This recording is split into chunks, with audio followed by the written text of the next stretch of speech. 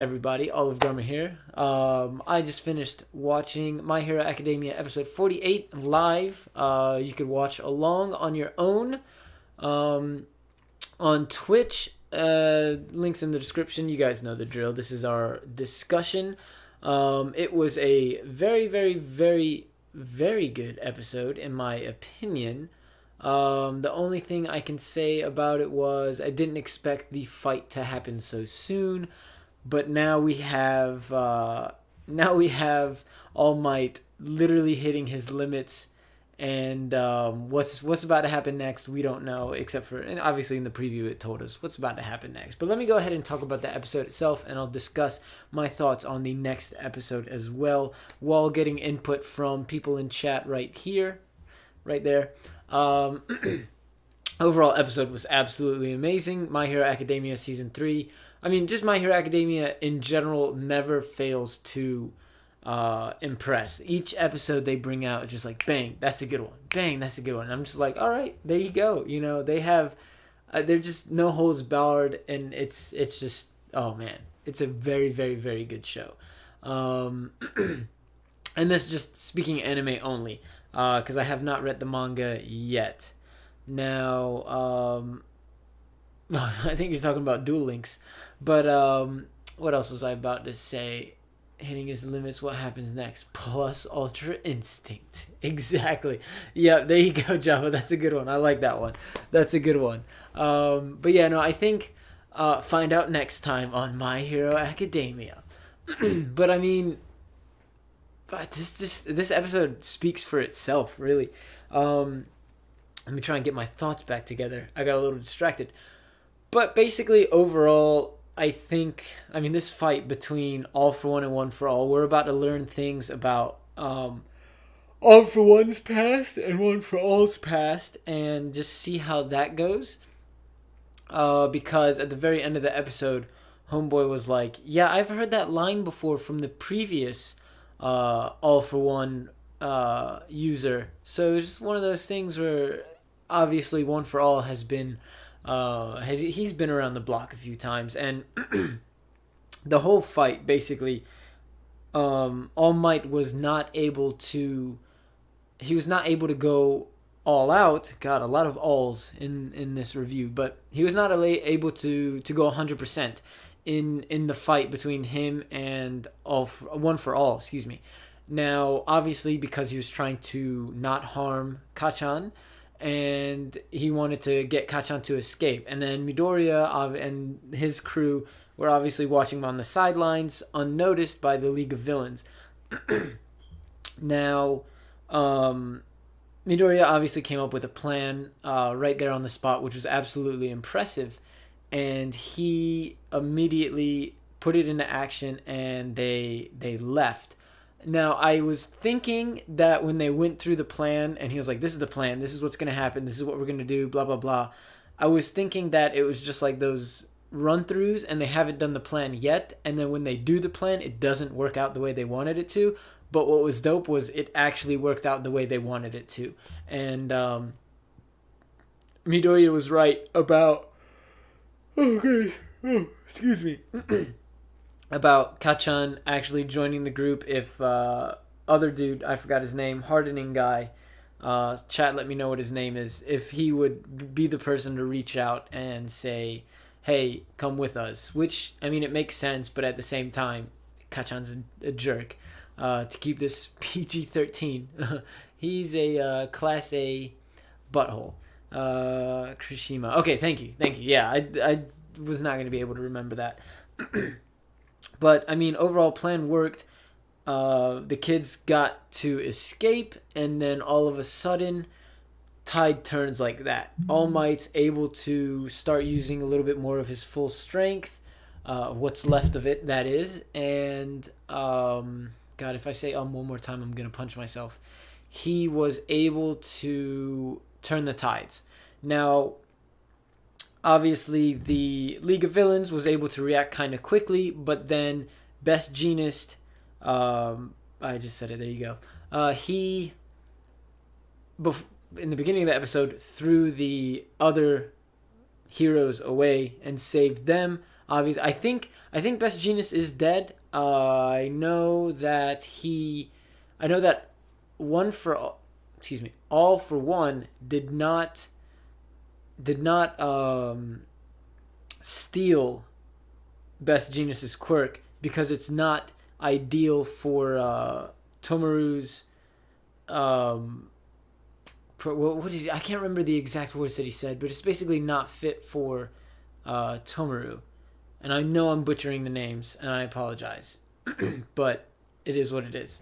Punishment for Midori and the others are coming. Yeah, I agree. Well, actually, maybe not, because they didn't partake in violence. They just used their powers to escape. So maybe not. But we'll see. You might be right, and it might actually be a loophole where it's just like, hey, we didn't use our powers and engage in physical fighting, but we used it to save him and leave. So we'll see. It'll be interesting to see how that goes. It requires too much mastery for Shigaraki. There you go. Thank you. That's the best way to put it. That's the best way to put it, for real. But yeah, I think, and then basically just to kind of go back to what I was talking about, summarizing the episode. Best Genius threw them away, and as soon as the tides turned, they returned. The Magnet Dude repelled them fast, and Mount Lady, she turns ginormous and saves them, and I thought that was an absolutely awesome scene because she got hit in the nose, and I was just like, oh, poor Mount Lady.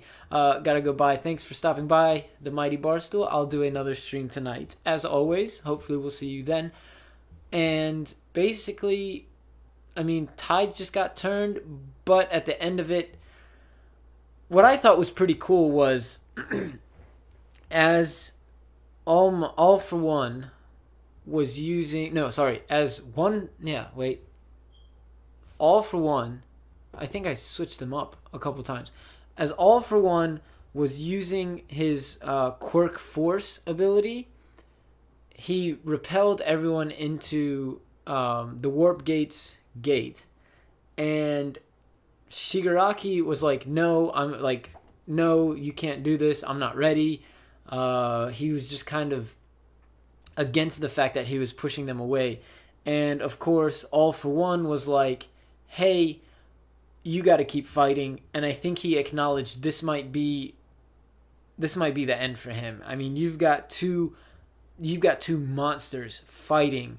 Both of them are not in their prime. One of them is definitely not in their prime because of the injury from 6 years ago from the same person. I think it was him acknowledging, I'm about to go. This is my last fight. It's up to you now. And I think because Shigaraki has only had one person to lean on and one person to be there for him, that's why he didn't want to leave. That's why we saw that flashback.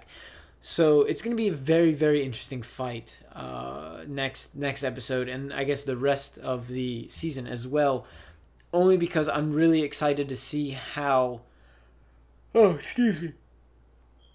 this fight affects the notoriety of All Might and how he is going to be perceived by everyone else.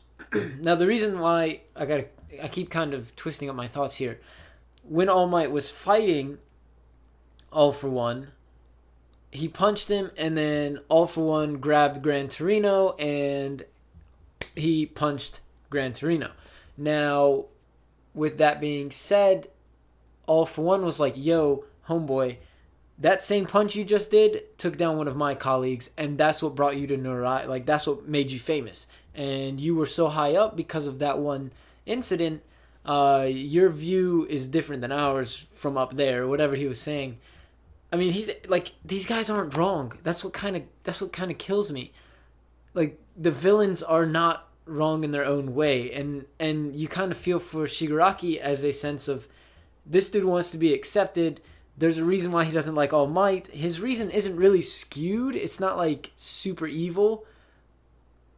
It's not comparable to Stain. Stain definitely was not wrong.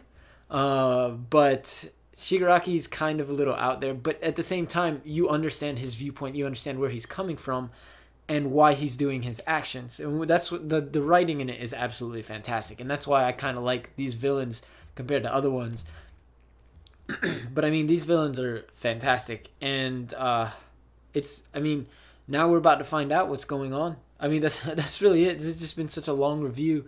And I just kind of talked about the episode itself. But now, looking ahead in the preview for the next episode, it's going to be very interesting to see what ends up happening in the future, all because of what's going on. These villains is crazy. Yeah, they're crazy for sure, but you understand why they're doing what they're doing to a certain extent. Like Stain definitely, what he was saying definitely wasn't wrong, because he was saying there are a lot of fake heroes out there. Midoriya isn't a fake hero, that's why I saved him, blah blah blah. But it's different from Shigaraki's viewpoint, where it's I want to kill all the heroes, especially All Might, blah blah blah. I hate All Might. He's acting out of hatred and emotion, while Stain was kind of acting out of more justice, and this is my viewpoint, and this is what I believe is right. So, granted, you could say the same thing about Shigaraki. What he believes is right, but it's kind of skewed based off of emotion. So we'll see what happens. I'm done saying because I got self-conscious about it. So I don't know. What do you guys think? Let me know in the comments, since this is part of the recording as well. I'm not going to end the live stream just yet, but remember, for those watching this on YouTube, go ahead and check the link in the description to join in live for the discussions and stuff like that.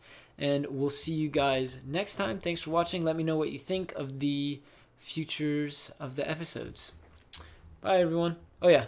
Live stream's not ending, though. Just the recording.